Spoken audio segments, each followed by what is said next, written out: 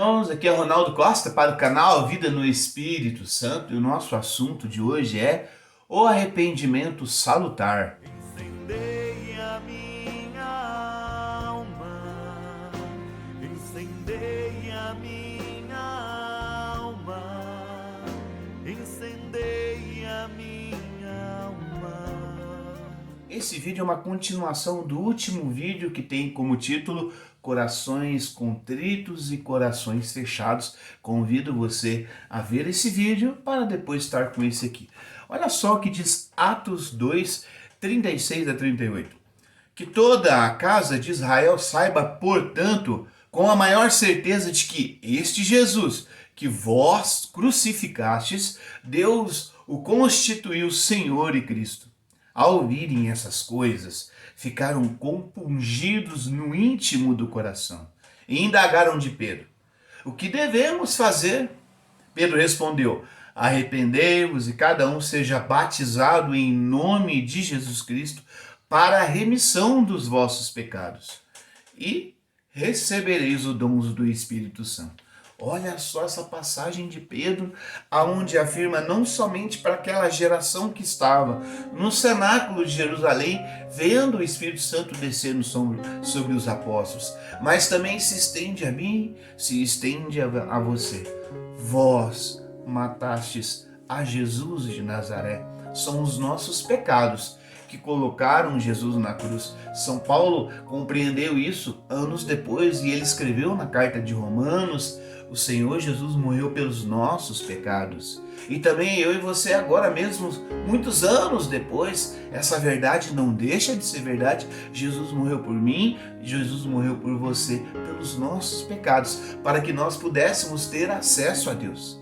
A morte de Jesus também morreu os nossos pecados naquela cruz. E agora, confessando Jesus como Senhor das nossas vidas, Ele nos lava, Ele nos purifica. E assim, coração lavado, alma lavada, o Espírito Santo pode entrar no nosso coração. Esse compungir do coração, que é ouvir o centro da nossa fé. O que é o centro da nossa fé, Ronaldo? É que nós somos perdoados por Jesus, e por acolher, por ter esse perdão em nossa vida, somos lavados, e aí então o Espírito Santo pode adentrar no nosso coração. Por isso, quantas vezes, por não compreender esse centro da nossa fé, nós caminhamos numa vida dúbia. O que seria essa vida dúbia aí, Ronaldo? Essa vida onde a gente peca e depois a gente pede o Espírito Santo. A gente peca e depois a gente pede o Espírito Santo. Irmão, quando você entende que Jesus morreu pelos nossos pecados, foi o nosso pecado que colocou Jesus pregado naquela cruz, então você acolhe esse perdão de Jesus e é lavado.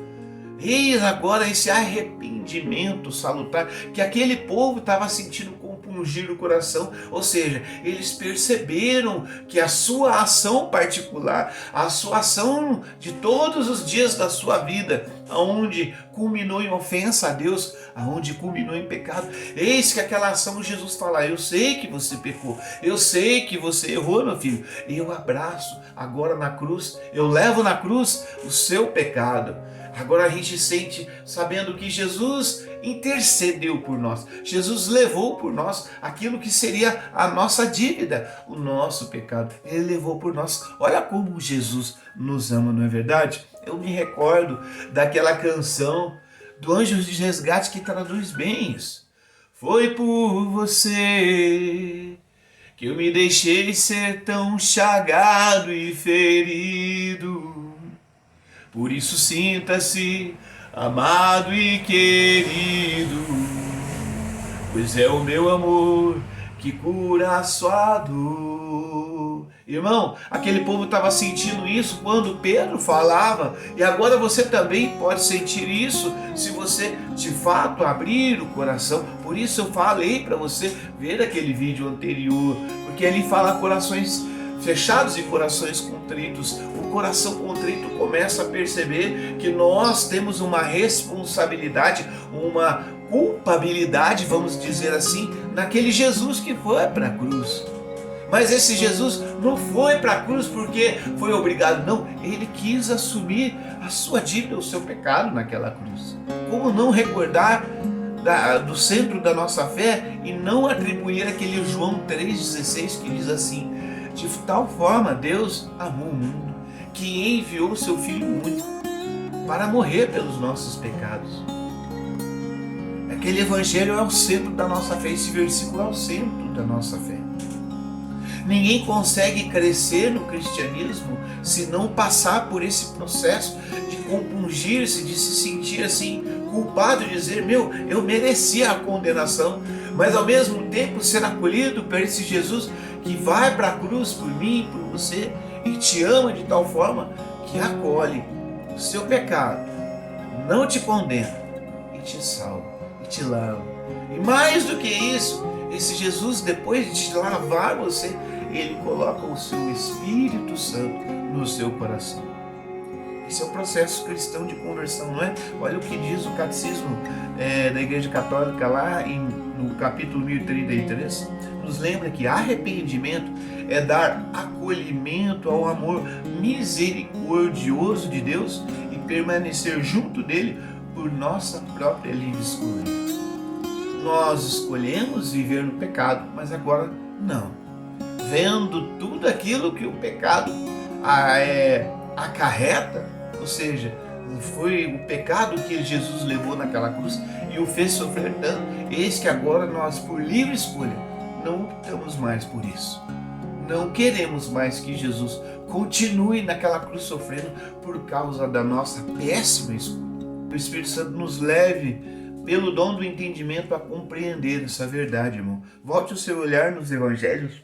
Veja como os que acolhiam Jesus experimentavam mudanças, experimentavam milagres, mas os que não acolhiam, que eram os fariseus, não experimentavam mudança alguma. Muitos de nós queremos mudar de vida, muitos de nós queremos iniciar uma nova etapa em nossas vidas. Irmãos, Jesus, ele é capaz de dar essa nova vida para nós. Por isso, ressalto a você, e no vídeo anterior nós abordamos os desdobramentos de um coração fechado que se desdobra numa vida triste, odiosa. Era assim os fariseus. Tanto é, gente, que você ler o Evangelho, ler a palavra de Deus, eles tramavam matar a Jesus. Veja, meu povo, essas pessoas, eles eram as pessoas religiosas daquela época.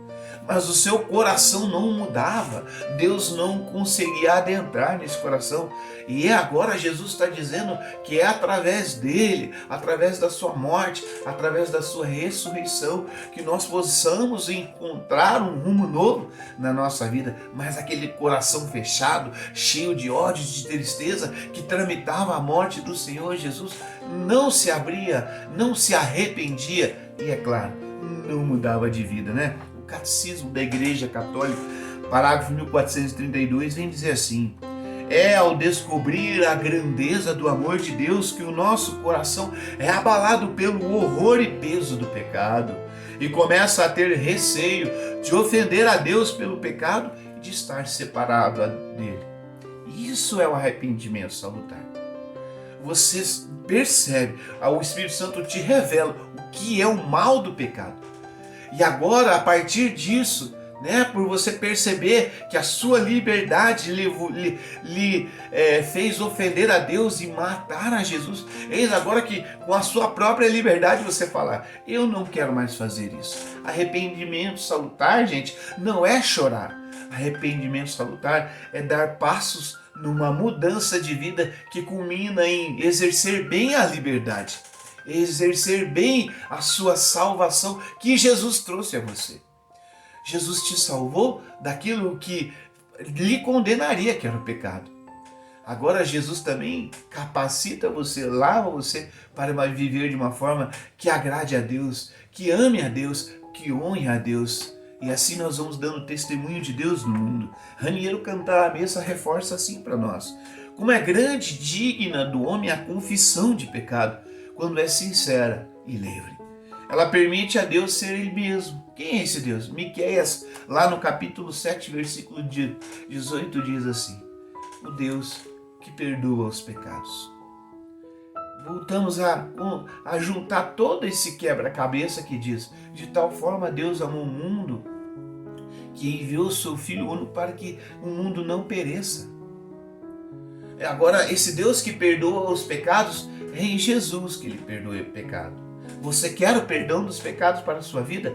É Jesus que oferece esse perdão. Eis o caminho de Deus para salvar a humanidade, para libertar a humanidade, para lavar a humanidade da condenação que o pecado acarreta. Eis o caminho pelo qual o Espírito Santo chega até nós.